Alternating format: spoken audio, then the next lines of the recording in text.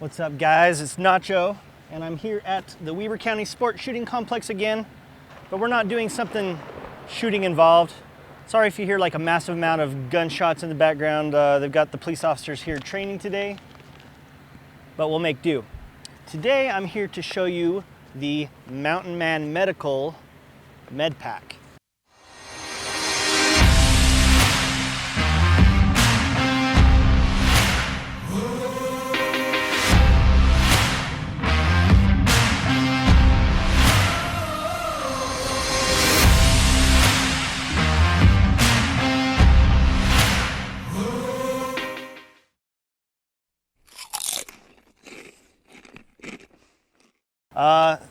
Mountain Man Medical was awesome enough to send us this pack and a tourniquet. So we're gonna take a look inside and see what's in here. All right, let's open this thing up. As I said, this is from Mountain Man Medical. All right, we unzip it. First thing you're gonna see, pair of shears,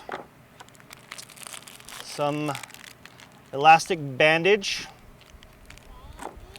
We've got a couple rolls of gauze, marker.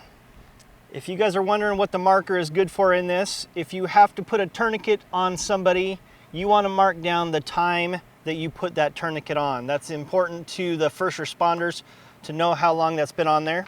You've got some nitrile gloves. I'm not going to pull those out of there because there's no way I'm going to get them back in there looking like that. Quick clot. If you guys, obviously you guys are shooters if you're watching this channel, or if you're a prep or whatever, quick clot is super, super important if you get a gunshot wound, obviously. Mini responder emergency trauma dressing. I'm not sure what all is in that, but yeah. Let's see, make sure there's nothing else in this pouch.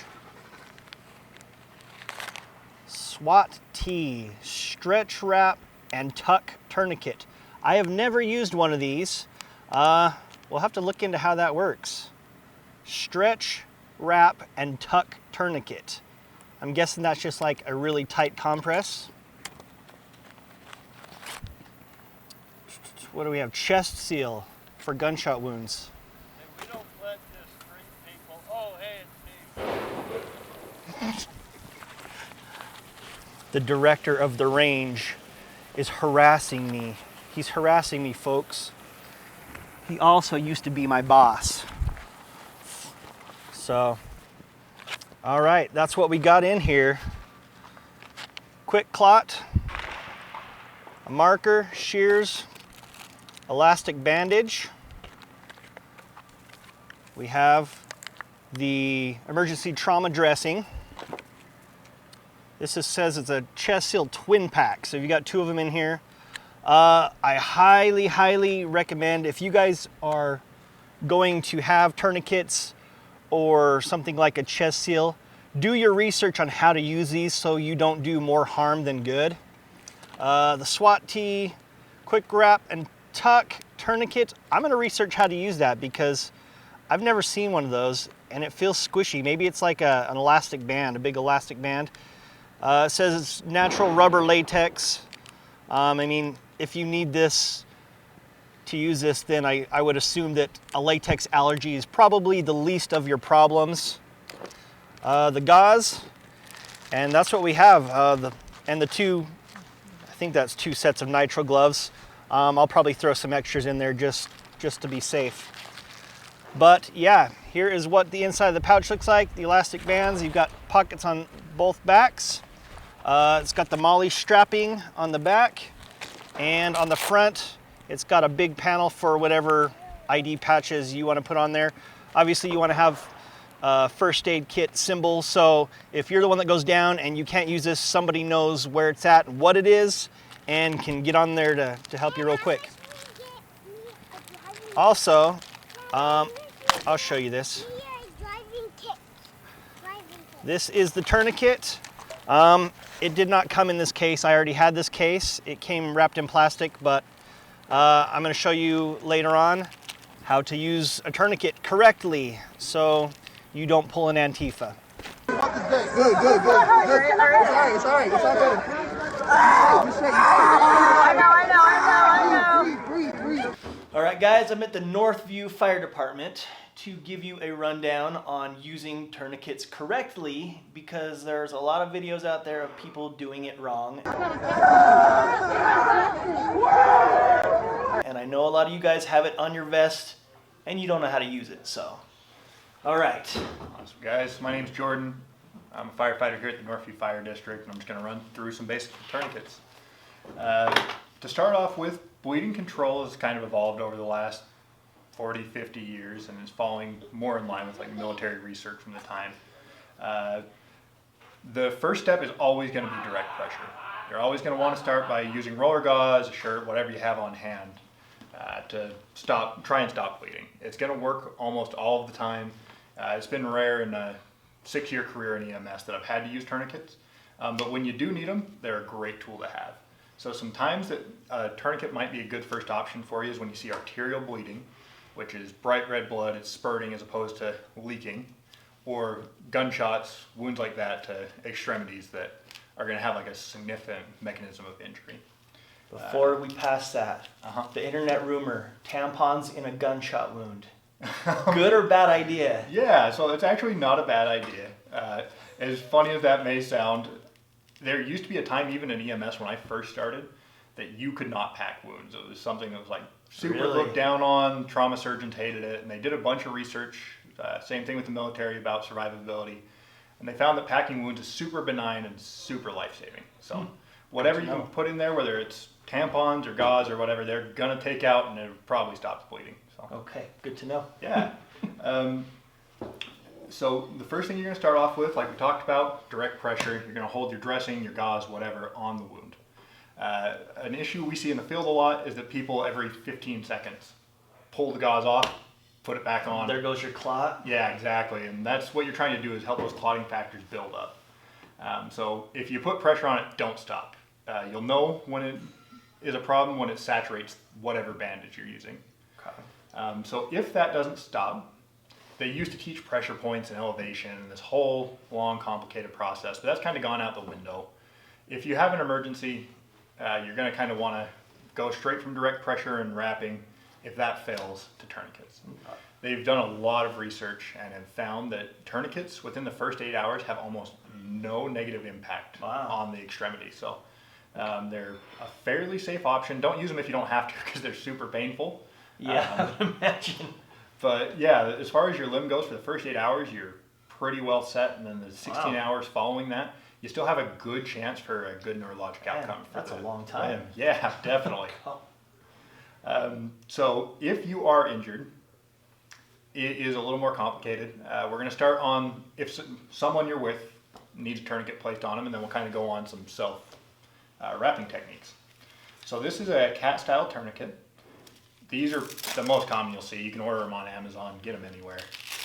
They're super great, super life-saving, and if you have them, that's awesome.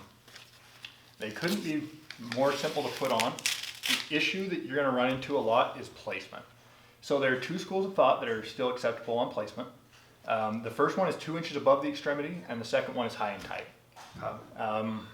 There are a lot of smart paramedics I work with that'll argue 2 inches, and there are a lot of smart paramedics that'll argue high and tight. So either way. Yeah, it's a personal preference. Both will work. If you start 2 inches above the injury, just, again, continue to go up. If you start high and tight, layer down. So, some important considerations are you can never place it on a joint like the elbow, because it won't constrict enough. So let's say that you have a gunshot wound to the forearm here.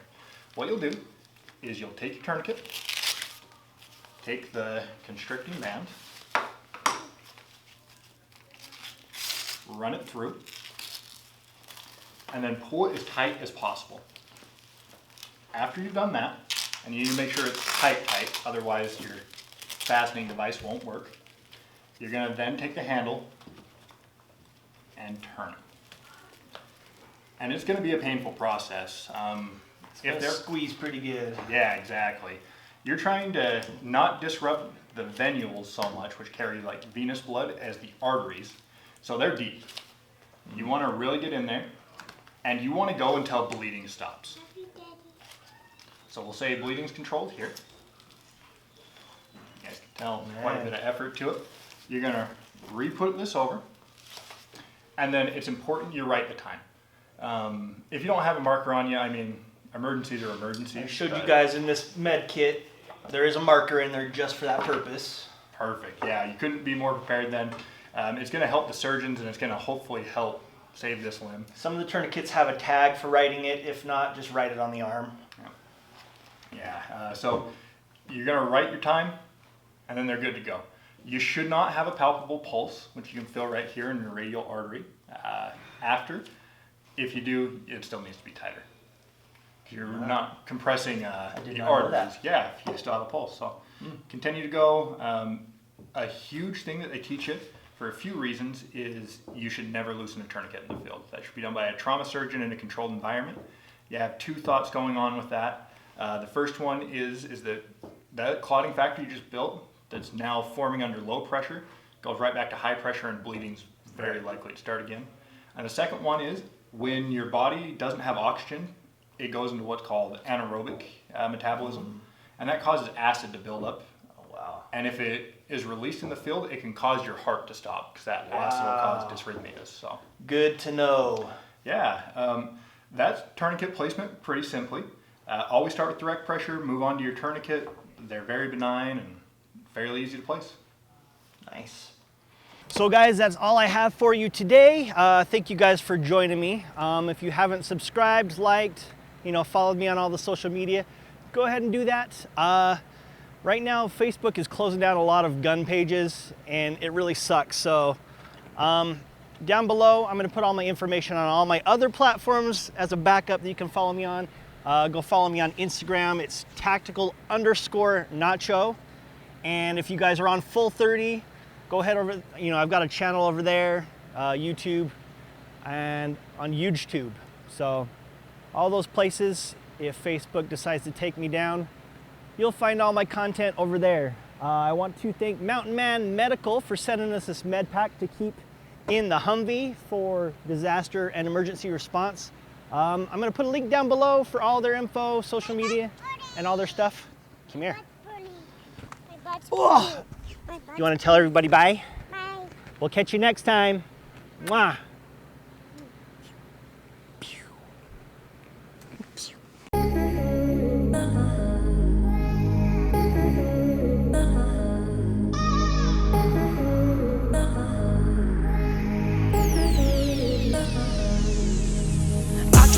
Really been addicted to you. All of my attention I've been giving to you.